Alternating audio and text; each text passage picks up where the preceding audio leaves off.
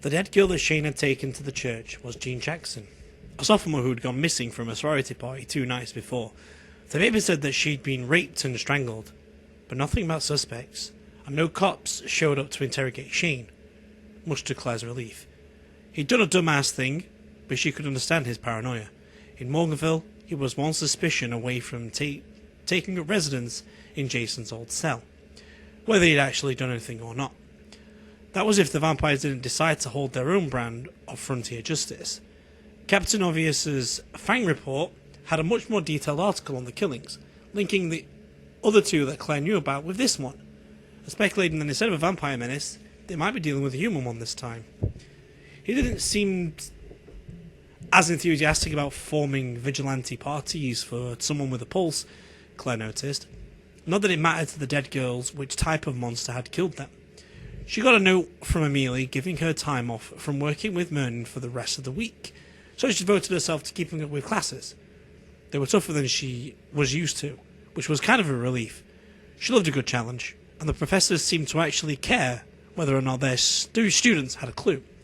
Myth and legend wasn't what she'd expected. Not at all. It wasn't Greek gods or even Native American trickster stories. No. It was about vampires. Comparative vampires, actually.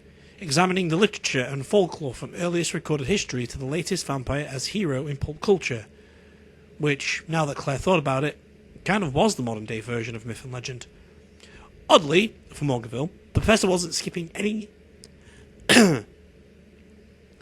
the parts about vampire killing methods, but Claire guessed that she was one of the few in the class who had ever known the score about the town anyway.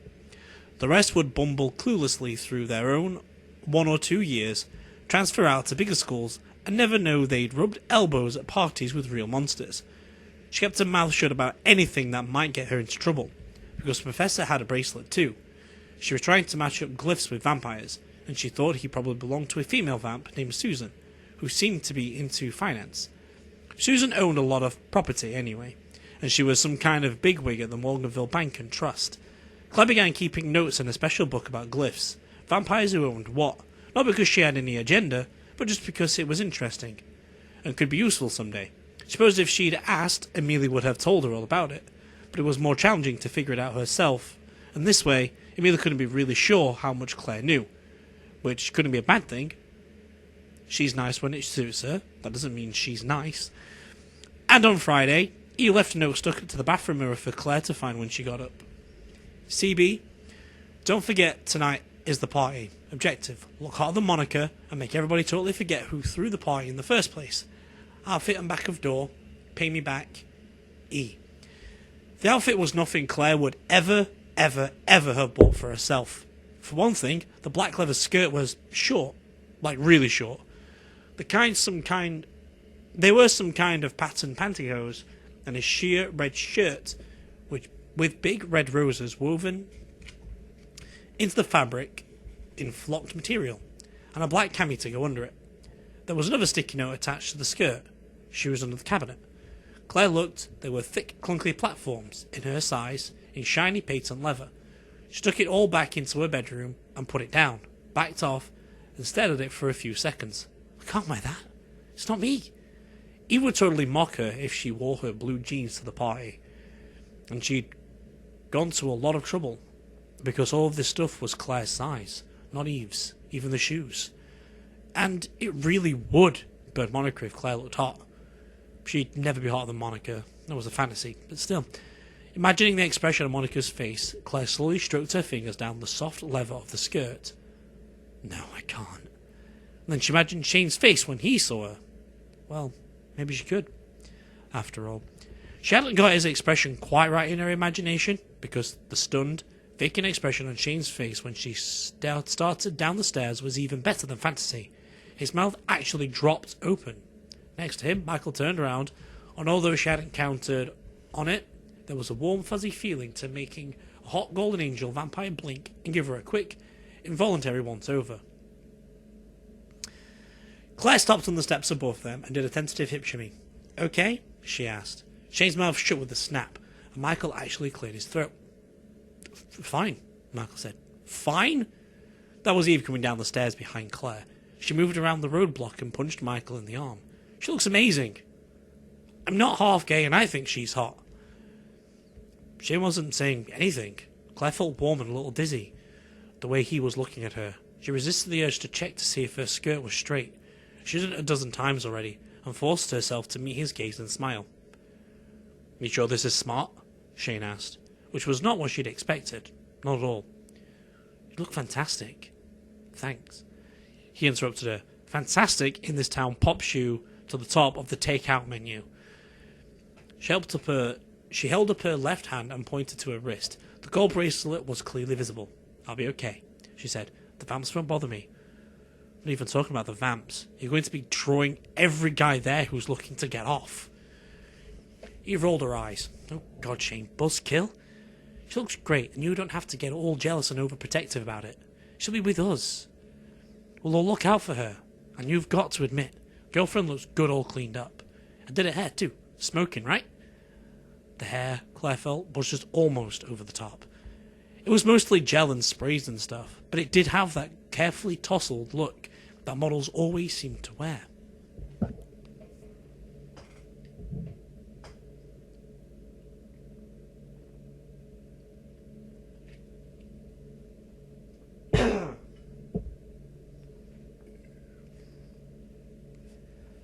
Eve wasn't exactly wallflower quality tonight either.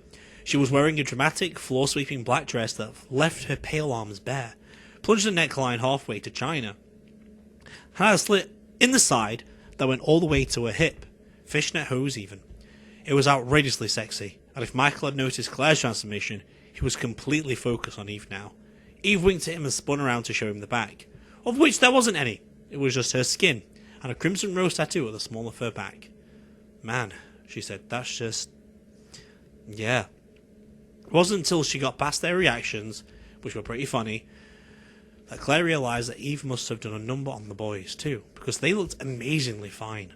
Michael was wearing black pants and a black leather coat, and a dark blue silk shirt. It made him just blaze, like white gold against velvet. She didn't look good enough to drag back to her room. Eve must have forced him to get the worst of his shag evened up, which brought out his strong cheekbones and chin. He was wearing black too, with a dark maroon knit shirt. Claire had never seen him in a jacket. She decided he needed to never take it off. Michael shook his head up and offered Eve his arm. She took it, smiling with her red lips, and winked at Claire. Claire winked back, suddenly feeling very wicked, and slid her arm through Shane's. Can't believe we're doing this, Shane said. This is going to be fun. Claire hadn't forgotten the address, even though she'd given away the invitation, and Michael knew Morganville like the back of Eve's back. The way he kept looking at her exposed skin, especially the tattoo, and besides, if you were within a couple of blocks of the party, you couldn't possibly miss it. Between the glow of the lights and the low-pitched rumble of the music, there was no sleeping through it, even if you lived nearby. Michael cruised around the block looking for parking and finally located a narrow few feet of curb. As he pulled in, he said, "Ground rules. We don't split up. Even Claire, you two especially. It's not just because of the vampires, it's because of Jason. Got it?" They nodded. "Besides," Shane said and playfully tugged at Claire's over-gelled hair. "I want to see Monica's face when she catches the sight of you two." Kodak moment. Eve fumbled in a tiny little coffin-shaped purse and held up a brand new cell phone with camera.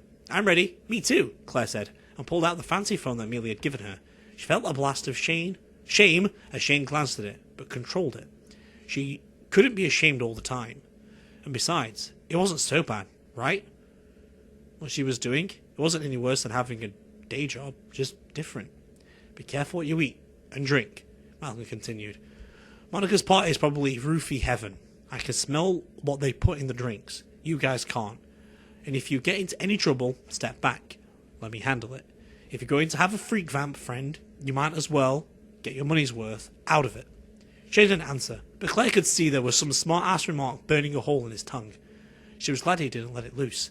It was nice to feel like four friends again, instead of four people all about to spin apart in different directions. "Anything else, Dad?" Eve asked. Michael kissed her very lightly, sparing her lipstick. "Yeah," he said. "You look good enough to eat. Promise me you'll remember that." Claire was caught between a smile and a shiver, and saw that Eve was, too. The Morell home looked like Tara from Gone with the Wind, post-Sherman's March. Claire watched, blinking, as a mob of drunken frat boys stumbled down the walk, roaring something she couldn't make out, and carrying a couch. The couch they deposited in the giant European-style fountain in front of the house. Apparently they were relocating most of the living room out there. Some partiers were already sitting in chairs, soaking the fountain sprays, and now 3 or 4 of them piled giggling into the wet couch. Now this, Shane said with respect, is out of bounds. I like it. It was totally out of control. The 4 of them stood together by Michael's shiny vampire-tinted car, watching in admiration. The house was blazing with lights. There were lit tiki torches tilting drunkenly all over the lawn, and partiers were everywhere, making out under the trees, in full glare of the security lights, doing shots in the big white column front steps.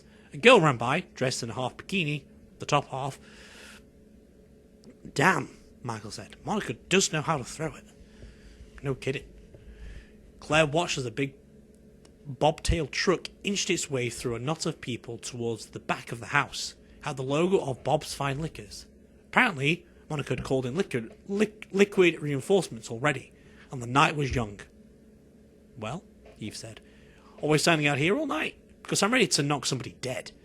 The 4 of them strolled up the walkway, keeping an eye out for frat boys and wandering furniture. They went as a group up to the front steps, where about 10 people were playing some complicated game that involved drinking shots, spray cans of fluorescent paint, and giggling hysterically. Even the drunkest turned to look at the 4 of them and whistle. The frat boys, the drunks in the fountain, and the even drunker people on the porch were all wearing standard college casual dress, mostly shorts and t-shirts. Maybe we should have come a little less formal. No way, Eve replied. If we're going, go big. Remind me to play poker with you later, Michael said. A level girl who'll go all in. She bumped him. That's what you want to do with me later? Dude, respect the dress at least. Michael trailed his pale fingers down her back, following the line of her spine, all the way to the red rose. Eve shivered, and her eyes went half closed. Whatever Michael whispered in her ear, Claire thought it was probably way too personal to hear. Not that she could have, because right then the front door banged open and the noise flowed out in a syrup-thick wave of pounding techno and yelled conversations. 2 people stumbled out of the door, arms round each other. Claire blinked and recognised 2 of the gamers whom she'd given Monica's invitation to the afternoon on campus. Freaking awesome party, one of them scrambled and fell flat on his face. Apparently, Eve stepped over him and swept into the party, with Michael right behind her. Claire started to follow, but Shane's grip on her arm had tightened, and he was holding her back. What? She asked, and turned to face him. God, he looked amazing. He needed to let Eve dress him all the time. Before we go in, he said. He bent and kissed her. Claire distantly heard the whistles and catcalls of the shot drinkers. Distantly, because the kiss was sweet and hot and wild, and there was something crazy in it that made her just shiver and quiver inside. He pulled away way too soon. Stay with me, he said, with his lips near her ear, and she nodded. Like I'd let you out of my sight. And then they followed Michael and Eve into the party of the century.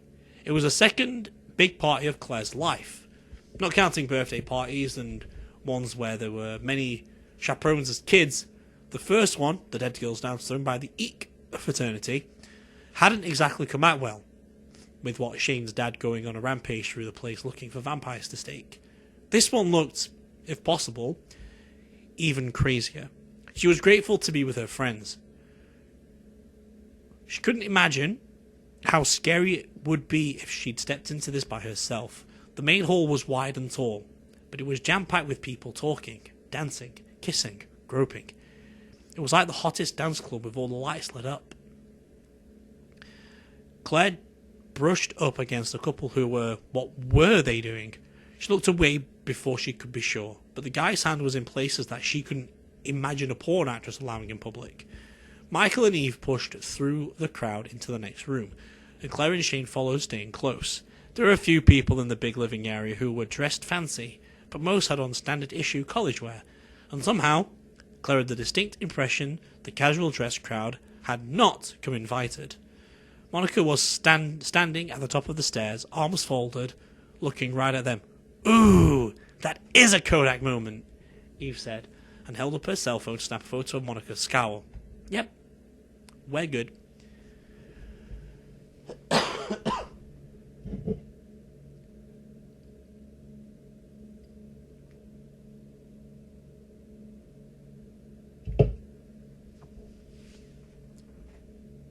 She high-fived Shane, who seemed to be expecting it. Monica cleared the annoyance out of her expression with an effort and started down the steps. She was dressed in a pink, clinging sheath dress with huge lime outline flowers climbing the fabric, and her shoes were pretty perfect in matching pink. Very fancy. "Claire, you brought strays," Monica said. "How nice." Then she looked strangely sorry. "Michael, I didn't mean you. You're always welcome." He raised his pale eyebrows. "I am? Of course." Claire elbowed him. "Because you're a VIP, vampire important person." Two more of the gamers Claire had gifted with the invitation stumbled by. One grabbed Claire's arm and planted a sloppy wet kiss on her cheek. "We passed out copies," he said and giggled. "Hope that was okay. Great party." Shane sighed and moved him off with one hand on his shoulder. Yeah, whatever. Naked Vulcan chick in the next room. Better hurry." The gamers sobered up fast and moved on. Monica's glossy, perfect lips were open, her eyes wide. "You!" she said. "You did this? These idiots made flyers. They put them all over campus. This was supposed to be the best people." "Don't worry," Eve said sweetly. "We're here." She smiled, which in that lipstick was Wicked Witch of the West evil. Air kiss. She moired the air somewhere near Monica's cheek. "Lovely party. Shame about the furniture. Ta." She sashayed on Michael on her arm, as if she were the queen of everything, never mind Morganville. Claire got out her camera and captured a picture of the murderous fury on Monica's face as she watched her go. "You treacherous little bitch," Monica snarled. Claire lowered the phone and met her eyes for a long second. She wasn't scared. Not anymore. "You got your friends to roofie me and told them I wanted it rough. All I did was recycle your invitation. Let's call it even. Let's call it not." Excuse me. Shane leant forward, dropped his voice so that Monica had work to hear it, and said, "Calm down. You get plotchy when you're angry. And if you call my girlfriend a bitch one more time, I won't be so nice about it."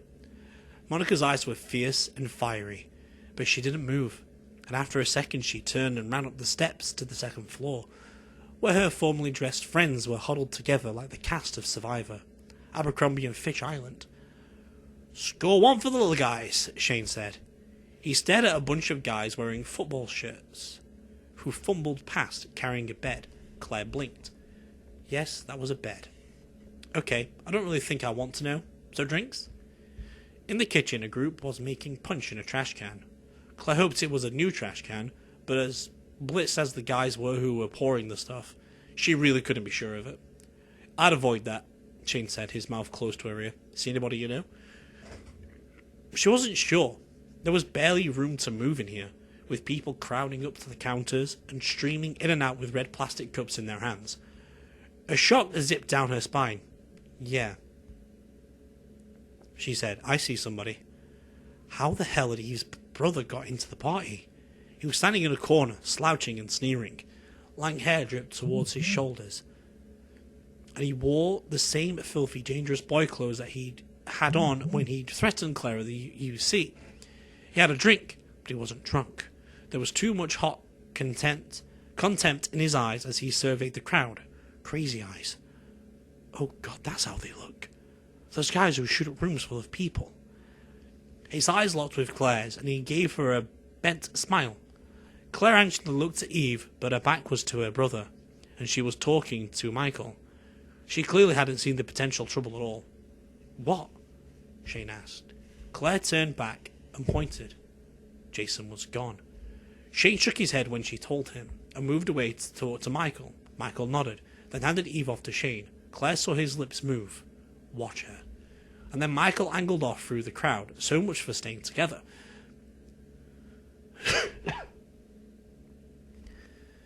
Shane draped his arms over both of their shoulders and said, "Now this is the life. Want to get a room, girls?" Eve rolled her thickly mascaraed eyes. Like you know what to do with one of us. Never mind two. Where's he going? Bathroom, Shane said blindly. Even Vamp's gotta pee. Which for all Claire knew, might be true. But she was sure that wasn't why Michael had cut out on them. Shane steered them up to the counter and snagged a sealed bottled water for Claire and 2 sealed beers, which he opened himself. Not taking any chances, Claire thought, and cracked the top on the bottle to take several gulps on the cool, sweet water. She hadn't realised how hot it was until then, but she could feel sweat sticking her flocked mesh shirt to her exposed skin. Somebody grabbed her ass. Claire yelped and jumped and then turned and saw a drunk off his butt frat boy leaning in next to her. "Oh baby, me like," he yelled in her ear. "You, me outside, okay?" He did a drunken pantomime of what he was thinking of doing outside, and she felt a hot roll of embarrassed shame. "Get lost," she said, and shoved him off. His buddies tossed him back towards her, and this time he crashed into her off balance and pushed her up against the bar. He took advantage of it too, his arms all over her, hips grinding her right into the counter. Shane grabbed him by the collar of his TPU golf shirt, spun him around, and punched him right in the face. "Great!" Claire thought, shaking disgust. "That's always the answer around here. Punch somebody." Then again, she didn't think reasoned discourse was going to be big tonight. And of course, the guy's friends piled on. Eve grabbed Claire's hand and pulled her out of the way. A tight circle formed around the combat, with people whooping and clapping. "We have to stop him," Claire yelled. Eve patted her on the shoulder. "This is Shane's idea of a good time," she said. "Trust me, you do not want to try to stop him right now. Let him do his thing. He'll be fine." Claire hated it. She hated seeing Shane get hit, but she didn't much like the way his eyes lit up when he was knee-deep in conflict either. Stupid to be upset by it, she guessed, considering this was part of why she was so attracted to Shane in the first place. The way he would unhesitantly throw himself into things, especially when it became to protecting others. Eve was practically reading her mind. "Let him be who he is," she said. "I know it's hard, because in general, guys are clueless, and you just want to fix it, but just let him be. You don't want him trying to change you, right?" Right, she didn't, although he was changing her, whether he knew it or not. Not in bad ways, she thought, just change. A year ago, she'd have been paralysed with terror at the idea of coming to a party like this, and even more terrified to imagine being groped by a stranger like that. Now, she was mostly just annoyed, and felt like she needed a shower. Eve whirled. "Hey! I know my ass is fine, but look, don't touch."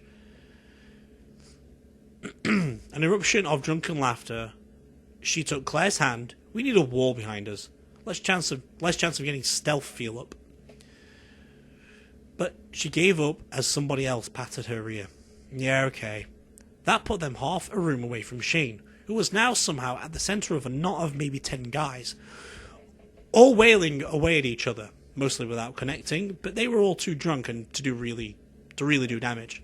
Claire leant gratefully against the wall and sipped water. Somehow she'd ended up holding Shane's beer, and with a quick sideways glance at Eve, she took a sip of that too. Ugh, nasty. "Acquired taste," Eve said, laughing at her expression. "Shane buys like a college boy. If it's cheap, and the ad has a girl in a bikini, it must be great." "It's disgusting," Claire said, and took another long drink of water to wash her tongue clean.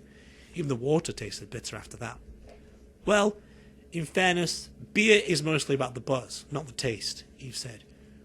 "You want taste and buzz, you get something like rum and coke, or White Russians."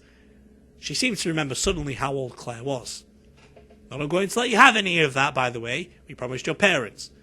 She managed to look almost righteous when she said it, and she took Shane's beer out of Claire's hand. "I'll keep this." Eve raised her normally soft voice to parade ground below. "Yo, Shane, quit screwing around when I'm drinking this." A ripple of laughter through the room. The fight was mostly over anyway, and Shane shoved away the last stumbling frat boy who tried to take a swing at him, wiped blood from his mouth with the back of his hand, and left the field of battle. He looked rumpled and flushed and a little bit savage, and Claire felt something in her just growl in response.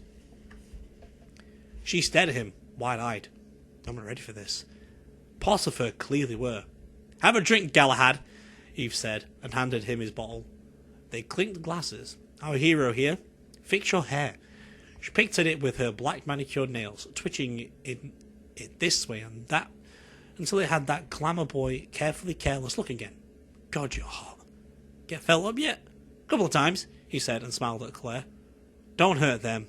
They just couldn't help themselves. Eve stood and looked around. Where's Michael? Probably lying in the bathroom. Shane shrugged. It's probably true, but Claire didn't think that was the reason. Shane did that thing where he looked at Eve too long and didn't blink.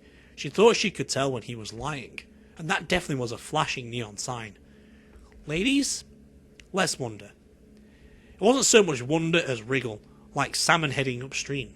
What Claire could see of the house was amazing fine art on the walls, gorgeous old furniture, mostly being splashed with drink soap shoved against the walls to make room for dancing. Big, expensive Turkish rugs, Claire hoped they were dry cleanable, and huge plasma TVs that were all playing the same music channel, blasting an ear-piercing volume.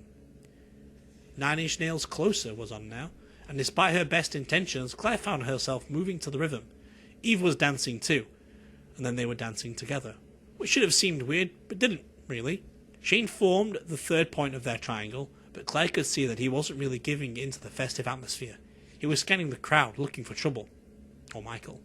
Somebody tried to pass her something, a shot glass with a hit of something clear. She shook her head and passed it right back. Not that she wasn't tempted, but after what almost happened to her at the last party, she wasn't going to be stupid. Well, not any stupider than she already was to come here in the first place. The drinks and drugs kept coming. Liquid E, poppers, shots, even something that she almost sure was a crack pipe. Morganville liked its drugs, but she guessed that made sense. There was a hell of a lot of escape from around here. She kept on dancing. Shane and Eve didn't take anything either, not that Claire saw anyway. Shane was looking less into the party and more worried all the time. Michael didn't come back. 2 songs later, 2 long songs, Eve finally got Shane to look for him, and the 3 of them moved out through the bottom floor, checking all the rooms, all packed, and not finding Michael anywhere. In the hall bathroom, a line of people was waiting for the toilet, but no sign of a tall blonde vampire. When they went up the big, sweeping steps towards the second floor, Claire couldn't help but think about Gone with the Wind, and Rhett Butler carrying Scarlet. Her mum loved that movie. She'd always thought it was boring, but that scene stayed with her, and she could almost see it in this house. But instead of Scarlet, Monica Morell was still standing at the top of the steps, surrounded by her protective circle of toadies. Gina and Jennifer were back, each wearing a dress that was plainer than what Monica had on, but in complementary colours. Her very own backup group. There were a couple of other girls in the crowd, but mostly it was guys. Good-looking, polished types, the entitled of Morganville. And every one of them was wearing a bracelet. Well, Monica said, look who's coming up in the world. Her crowd laughed. Monica's eyes were vicious. If she'd been sort of human when they'd been alone in the coffee shop, she'd got over it. Scrub, stay downstairs. We're going to have the place gutted and rebuilt anyway after this. Yeah, I'll bet Daddy's going to be furious when he gets home, Eve said. I meant to ask, is that dress vintage? So I could swear I saw it on my mother once. She swept up, heading straight for one of Monica's big, strong linebacker types. He looked confused and edged out of her way. Shane and Claire followed. Monica was dangerously silent, probably realizing that any comeback she could try would sound cheap. We're going to have trouble getting out of here, Shane said. It was quieter upstairs. All the continuing clamour downstairs throbbed through the floor and walls. The hallway was deserted, and all the doors were closed. It was lined with expensive portraits and framed formal photographs of the Morell family. Not surprisingly, Monica took a lovely picture. Claire had never seen Mrs. Mayer, but there she was in the family photos. A wispy, half-ethereal woman, always looking somewhere other than her family, unhappy somehow. Richard Morell seemed grounded and adapted to this town, and of course, so did the mayor. Monica might be stable, but she was definitely Morganville material. Her mom, maybe not so much. Wonder where her parents are, Claire said aloud. Out of town, Eve said. So I heard anyway. Bet they'll just love getting back to find somebody did an extreme home makeover, crackhead edition. She tested the doorknob on the first room on the left, locked. She tried the one on the right, opened it and leant in. He leant out again, and elbows arched. Well, that's new, he said. Claire tried to look, but his big hand over his eyes. Trust me, you're not old enough. I'm not old enough. He carefully shut the door, moving on.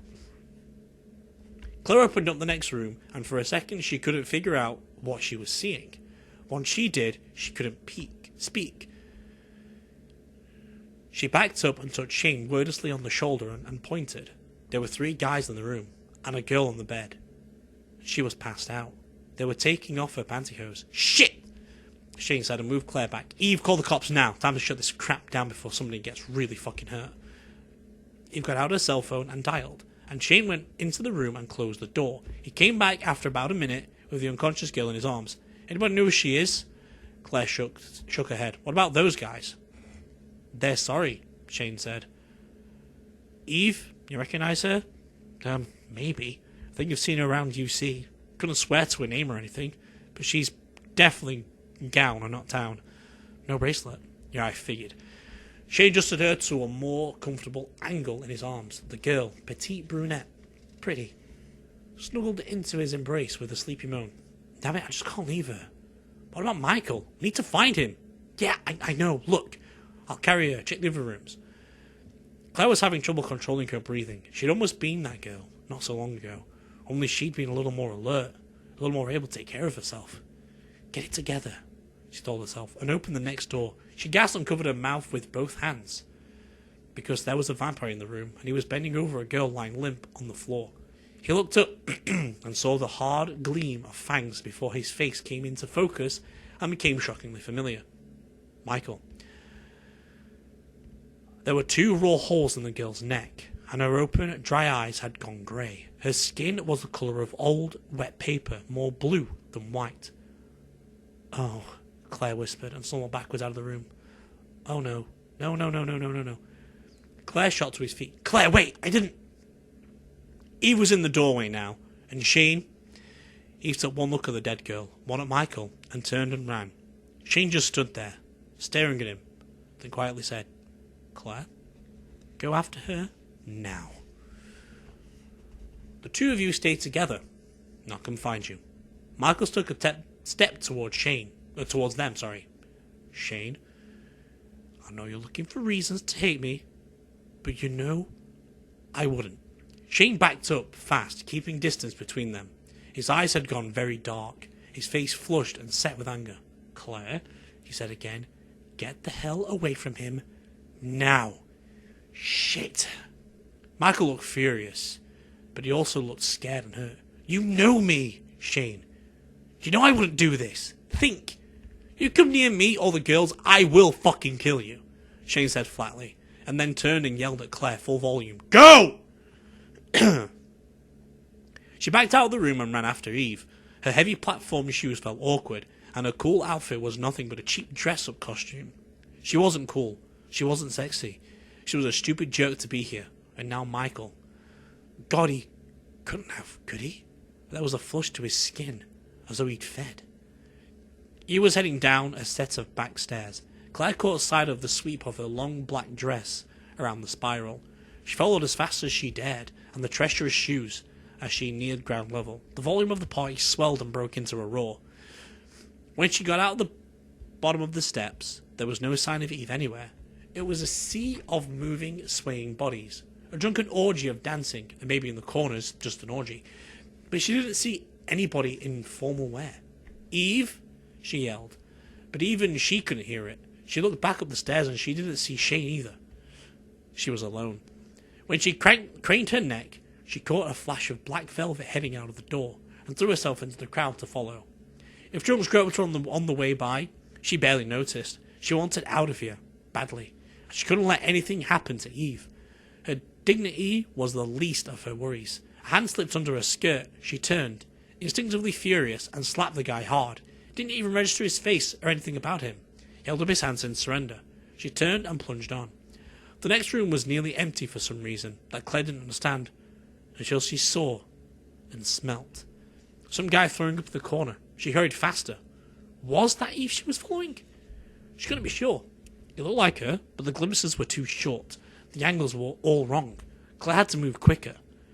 She wasn't sure how it happened, but she ended up in the vast, gleaming kitchen. A bunch of burly guys were carrying in boxes of liquor. Claire pushed past 2 frat guys who were high-fiving each other. Liquid panty removers here, one of them yelled, and there was a cheer in the other room. Claire made it outside and gulped the cool, clear night air. She was shaking, sweating, and she felt utterly filthy inside and out. That was fun. Yes, I suppose if she were drinking and didn't care, it'd be fun. And then again, this was Morganville. Fun like that, you could end up passed out in the bed with strangers. Or in a morgue drawer. Eve was leaning against a tree in the glare of the security light, gasping for breath. She looked glamorous, like some lost Hollywood starlet from the days of black and white, except for the red blaze of her lipstick.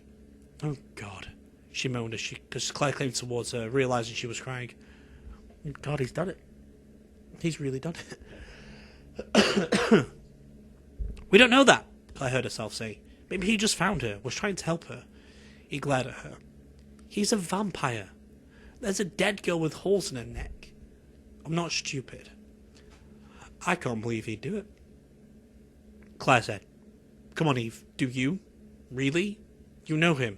Is he a killer? Especially when he doesn't have to be? Eve shook her head, but that wasn't really an answer. She was shaking off the question. Shane came out of the kitchen door with the brunette still held in his arms. Let's go. We came in Michael's car, Eve said. He has the keys. I could... Nope. Nobody goes up there. And you guys stay the hell away from Michael until we know what's going on. Shane thought for a second, then pulled in a breath. We walk. Walk! Claire and Eve both blurted. Eve improved it by squeaking. Are you fucking mental? Claire's got protection. I'm in the mood to beat the hell out of the first vamp to look at me sideways. And it's safer than getting the 3. He glanced down at the nameless girl in his arms. 4 of us in the car with Michael right now. I want room to run if I have to. And fight. Shane, we walk, he interrupted. University first. We can drop this one off with the campus cops. Claire cleared her throat. Can't wait for the police here. Trust me? No. They're going to roust everybody that isn't tagged. And that includes me and Shane. And once they find a drained dead girl, it'll be a free-for-all. We can't take the chance. We need to go now. Claire was half hoping that Michael would show up, but he didn't come out after them. She wondered why. She wondered where he'd been while they'd been searching the house for him. Shane started walking towards the street, with the drug girl murmuring and giggling in his arms. He'd saved one victim, but lost another, and he was taking that second part very personally. Claire looked at Eve, put her arm around her, and hurried them both of them after Shane. It was a quiet walk to University campus. They didn't see anybody. The few cars that passed didn't stop, and although they heard sirens converging on the party, none of the police cars cruised their way. The night was just cool enough to be pleasant, and the air felt dry and crisp. No clouds. It would have been pretty and romantic, except for the general crappiness of the evening. Even Eve had stopped crying, but that was almost worse. She'd been so happy before, and now she'd sunk into a gloom so deep she really did seem like a true goth. Claire's feet hurt. She was glad when they turned the corner and caught sight of the big, well-lit campus behind the wrought iron fencing. They'd have to go to one of the 4 entrances to get through. She never really thought about it before, but the place looked unnatural, like a wildlife park. Or a zoo. Excuse me. Shane was getting tired, and put the girl down on the first bench they came to once they were inside the fence. While Eve flagged down a passing campus cop car, the Q&A went pretty well. But then, the campus cops weren't especially sharp. It took about half an hour, and then the girl was whisked off to the clinic for detox and checkups. And the 3 of them looked at each other in the glow of the cop's car's headlights as it backed up and pulled away. Right, Shane said. Probably ought to get moving. And Eve got out of her phone. What are you doing?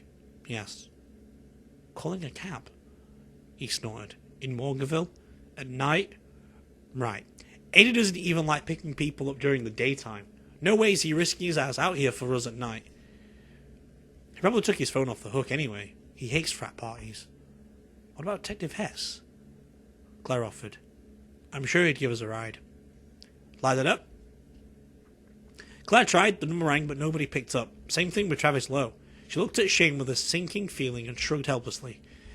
Eve stood up, shivered, and crossed her bare arms for warmth. Shane took his black jacket off and draped it around her shoulders. Guess they're on foot, he said, and took Claire's hand, then Eve's. Don't slow down, and don't stop for anything. If I tell you guys to run, you run. Got it? He didn't give them a chance to argue. They walked down the path to the exit from the university grounds. Outside, the streets light, the street lights were few and far between, and Claire could just feel eyes on her in the shadows. Whether that was real or not, she didn't know, but it made her shake all over with fear. Go on, Claire, get it together. There are 3 of us. You shouldn't kick enough ass for all of us. They crossed the street and headed over a couple of blocks, then down. It was the straightest shot to the house, and the best lit, but it also was going to take them right by common grounds. Somehow, Claire felt even more uncomfortable at the idea that Oliver was going to see them trailing by, in all their not-too-smart glory. They'd had a rough enough night without that. Although it was a cheering thought that Monica almost certainly was having a worse one, trying to explain to the cops about why there were more drugs in the house than the Rite Aid pharmacy, not to mention the underage drunken orgies and the dead girl in the bedroom. By contrast, walking home in the darkness in Vampire USA seemed a little bit mild. At least until Eve whispered, "Somebody's following." Claire almost faltered, but kept walking when Shane's hand tightened around hers. "Who?" he asked. Eve didn't turn her back. "Don't know, I just caught a glimpse. Somebody in dark clothes." Since only Mealy light seemed to like colours in the pale winter hues, Claire figured that didn't narrow it down much. She walked faster, tripped over a crack in the sidewalk, and nearly went down. If it hadn't been for Shane's steadying grip, but it slowed them all down, they couldn't afford for it to happen again. "Crap," Shane breathed. They were still at least a block from the next burning streetlights, and now Claire could hear slow, steady footsteps behind them. Up ahead, a single open storefront spilled warm yellow light onto the street. Common grounds. Neutral territory, at least theoretically. "Right, we're not going to make it all the way home. We're going to common grounds and..." "No way! I'm not going in there," he blurted. "I can't." "Yes, you can. You have to. Neutral ground. Nobody will hurt you there. You can make some kind of deal with Oliver if you have to. Temporary protection or something. Promise me."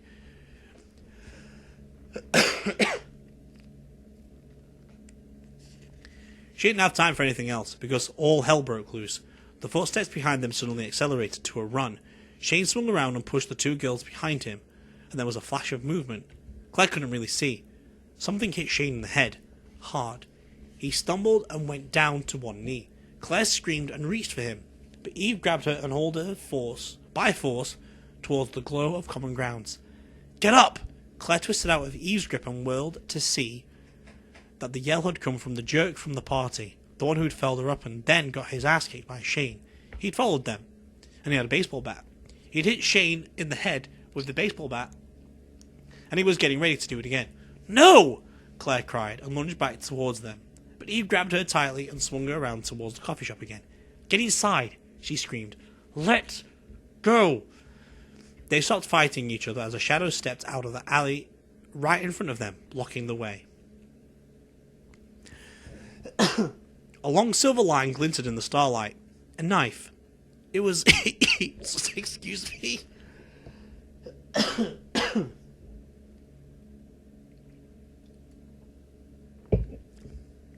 It was Eve's brother, Jason, looking as greasy and starved and fevered as he had at the party.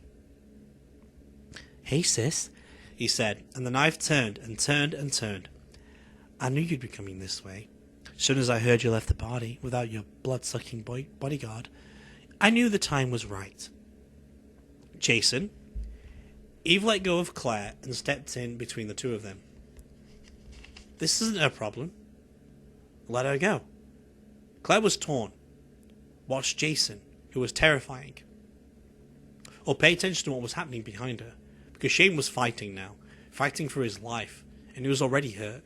She risked a glance back and saw Shane grab the baseball bat from his attacker, hit a home run to the guy's shoulders, and send him spinning into the brick wall. The frat guy went down, screaming, but Shane was clearly not doing well either. He lurched off balance and went down to his hands and knees. The bat rolled away. "Oh God," Clay whispered. There was blood running down his face, dripping in a wet thread to the pavement. "Shane!" Shane shook his head, and the blood flew in a spray, splattering the concrete around him. He looked up, saw her, and blinked.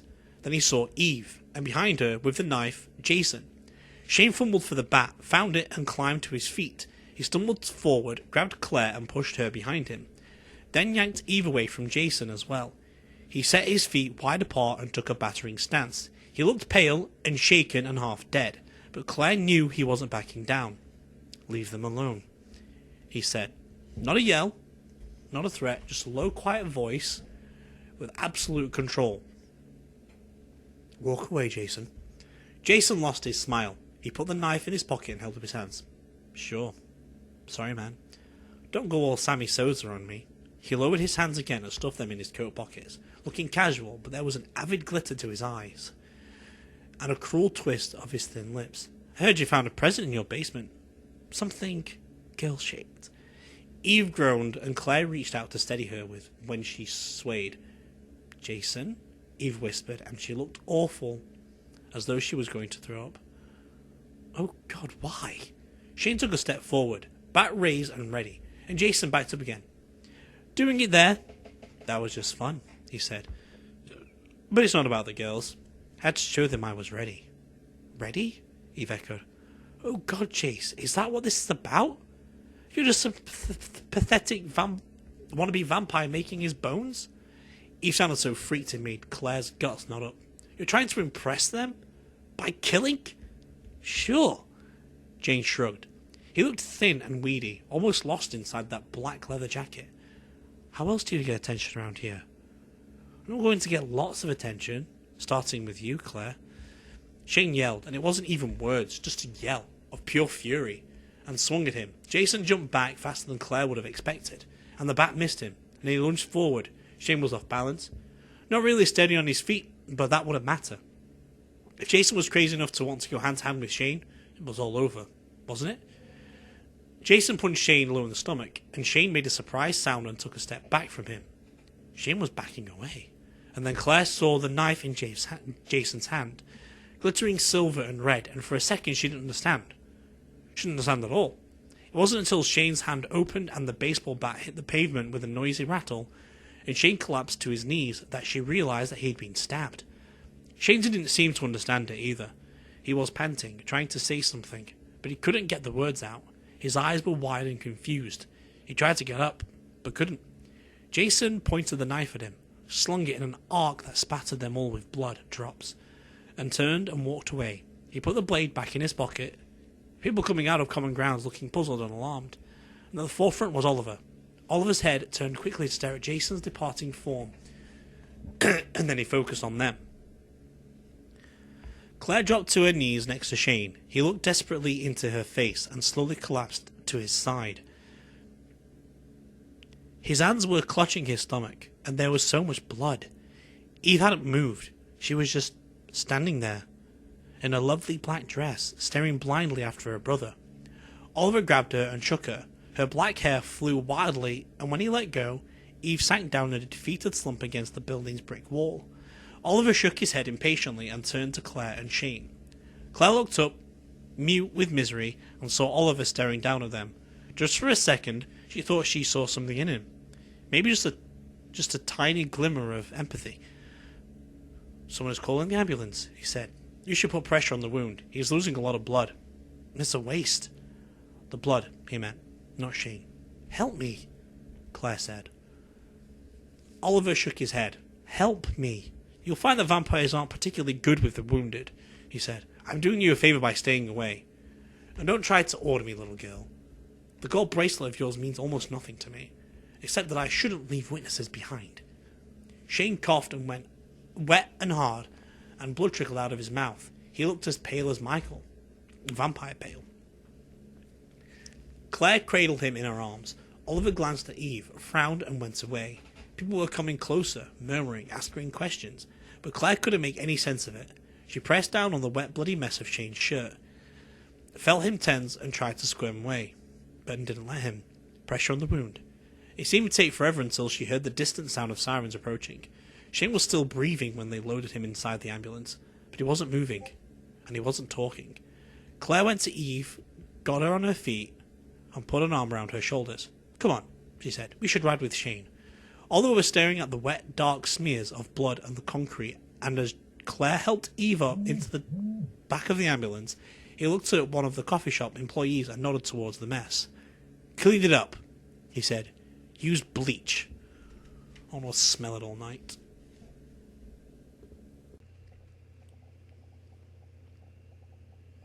Hello everyone, thank you for listening to the audio file or audio reading I've done of a Rachel Kane book. I'm putting this in there, so if you want to skip past this bit and move on to the next video, that's fine by me. This is just like a cancer plug, because I want to do this, as well as also I have to do this, because the thing you've just listened to is illegal for me to do without having a charity case behind it, which I don't want it to be like a situation like, oh, I'm only doing this for the sake of cancer, which I'm actually doing this for the sake of cancer, but I did cancel this series a long time ago. It came to my recent attention that I should redo this in a better format, and I feel like now is a perfect opportunity to actually restart this in the worst possible way. Back in 1st of November, back in 2020, Rachel Kane sadly passed away to a rare bone cancer called sarcoma. Now, in the description below is going to be a link that you can. It's going to be a link so you can support the research into helping people survive and defeat sarcoma bone cancer and soft tissue cancer cells and all that stuff. So that's just going to be in the description right there down below.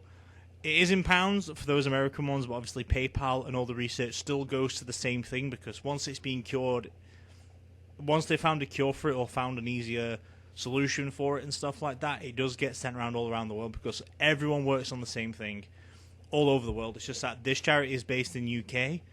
I live in the UK, so it still goes to the same goal to beat sarcoma for a long time, and I feel like this is the best opportunity to work with it for any Rachel Kane books that we do during the Morganville series or any future series that we do.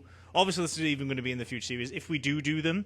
So any book that we do by Rachel Kane is going to have this at the end, just to plug a little bit of a cancer support for people with sarcoma, because it is a rare cancer, and there is not a very good survival rate. So just putting that in there to help people or to support the issues that are out there, because I'm not going to get any money from these videos at all, even in like the present one. I'm not getting any money of this recording, or in the future, if possibly I do.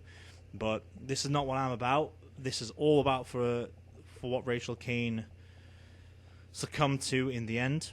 So hopefully that as a team together we can beat sarcoma and end one of the cancers that are killing people, because no one likes that. But anyway, have a good day.